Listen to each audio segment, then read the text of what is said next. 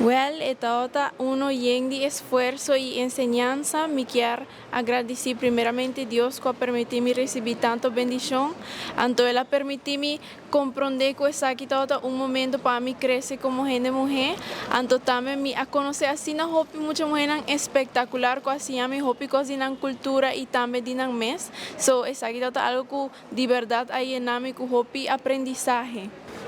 Un simán kikota anécdota que más va gusta de viaje aquí. Lo que más me gusta de viaje aquí es que me puedo apreciar nuestra cultura más. Ahora voy a un lugar desconocido, entonces voy a tener oportunidad de papia de arubiano, voy a comprender que nuestra cultura tiene así tanto cosas para papia over DJ y voy a comenzar a apreciar, entonces es comenzar a pensar en allí.